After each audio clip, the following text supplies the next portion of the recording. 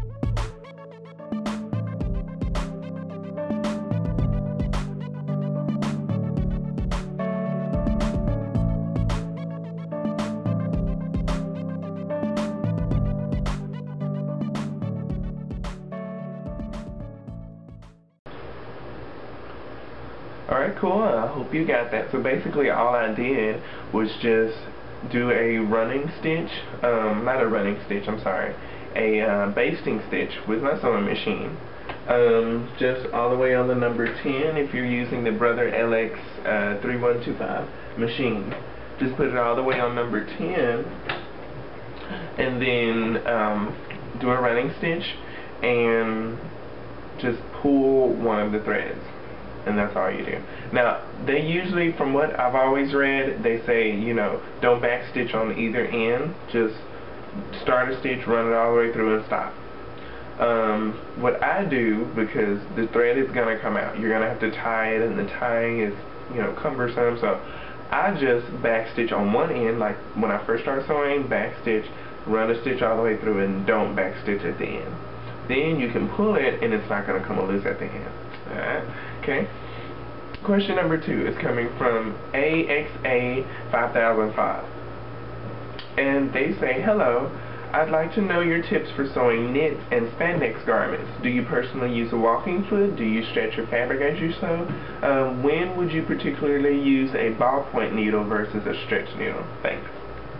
Okay. From what I've read, once again, and once you read a certain amount, you don't always go back over the information a lot. So if there is a ballpoint needle and a stretch needle, then I haven't heard of it, but as far as I know, they're the same thing. I do use ballpoint needles on stretches that are very densely woven. If it's a more loose weave on the knit, like in a jersey or something like that, I just use my regular sewing needle. It works fine. No big deal. So, okay, now going backward in your question, do you stretch your fabric as you sew? Yes, I do.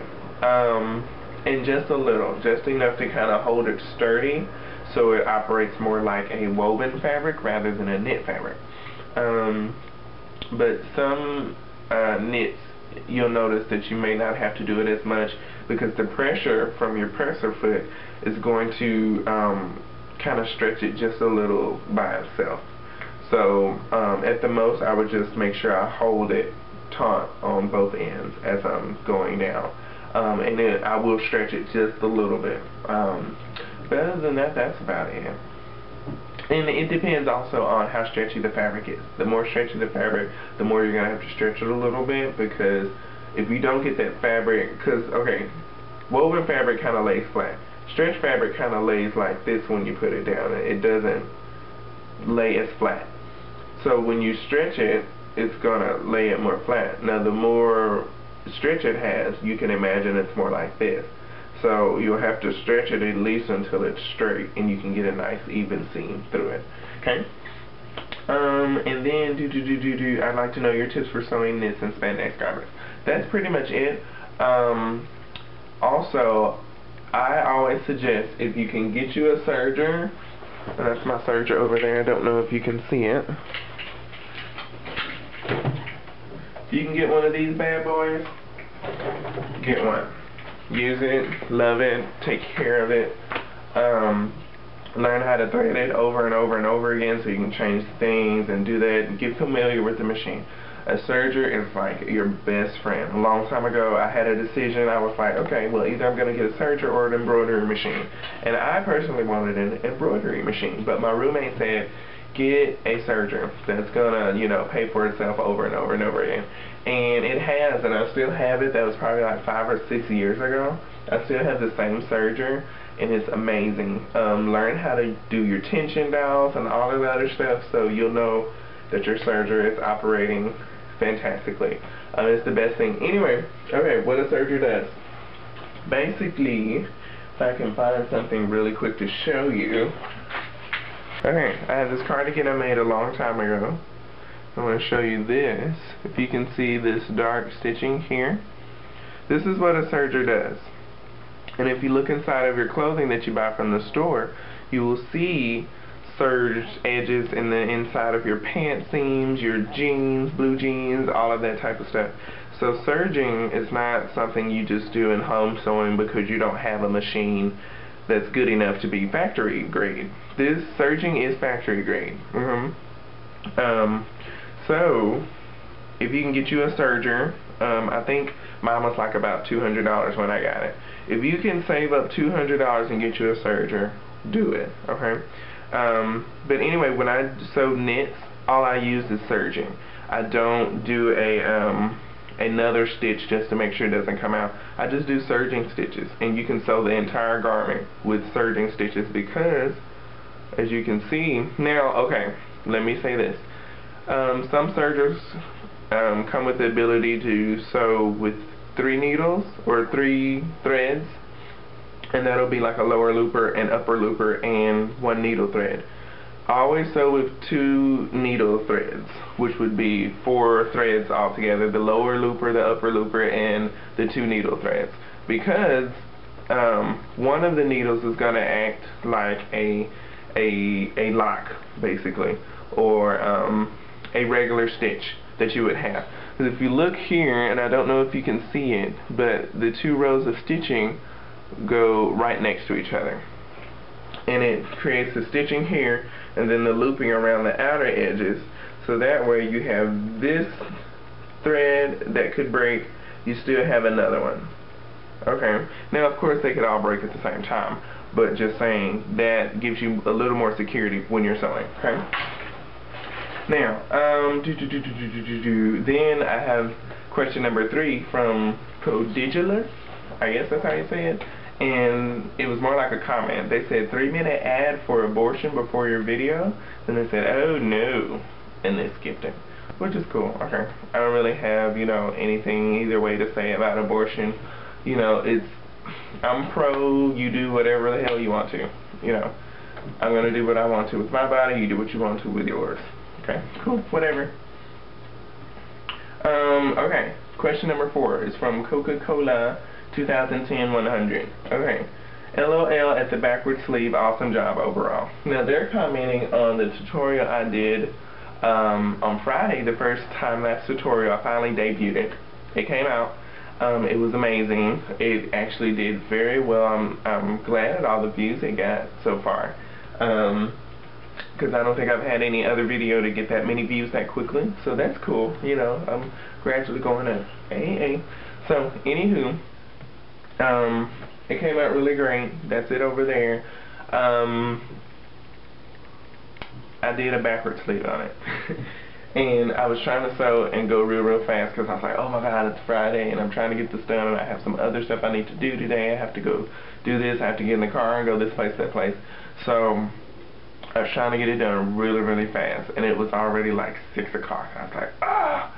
And I was like, well, I really don't have time to do it because I have to be somewhere at 7. So I just saved all the files and went to trying to do other things. Didn't get home till like 9 o'clock that night. I was like, ah. So anyway, long story short, my movie editor thing kept messing up on me, and it wasn't so much the movie editor, it was just the videos and stuff.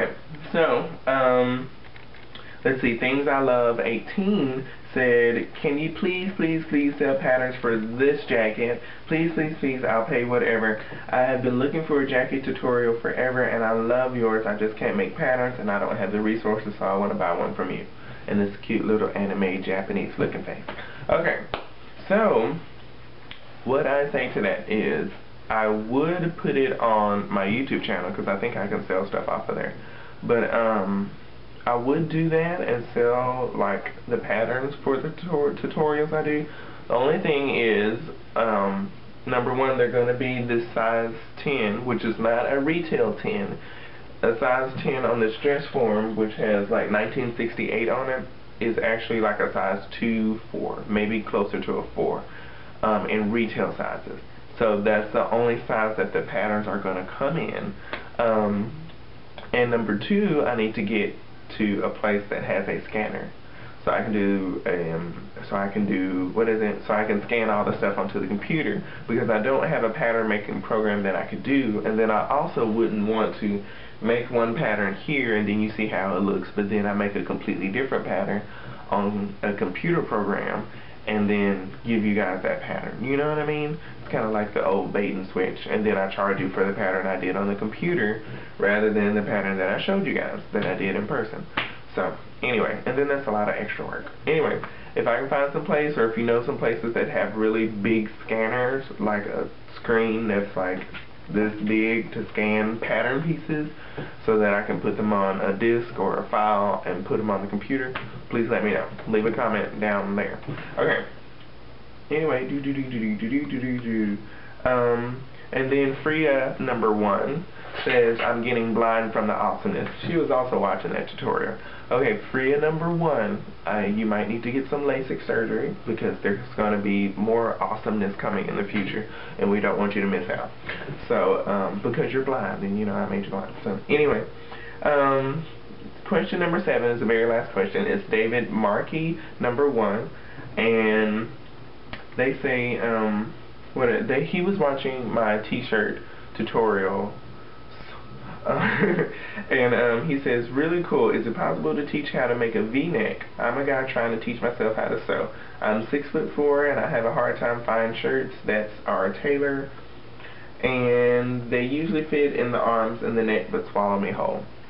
Mr. David Markey, I completely understand what you're saying. I know some tall people who have that same problem, because the bigger you get your shirts so they fit in the length, the wider they get so they fit bigger people. Because I guess the retail people are trying to, you know, kill two birds with one stone. They figure, you know, the bigger the size, the more hefty you are. Not necessarily the taller you are, but bigger sizes fit taller people too. But there are taller people who would rather dress like a shorter fit person. They're just taller and fit. So they can't find anything to fit their body in the way that they want to for a slimmer person who's tall, because everything that's tall is for a bigger person. So anyway, bigger like wider. Anyway, okay, so I'm going to show you how to do this right here on my little table here. Really quickly, fast time-lapse thing, okay? It's really simple, so watch it because it's quick.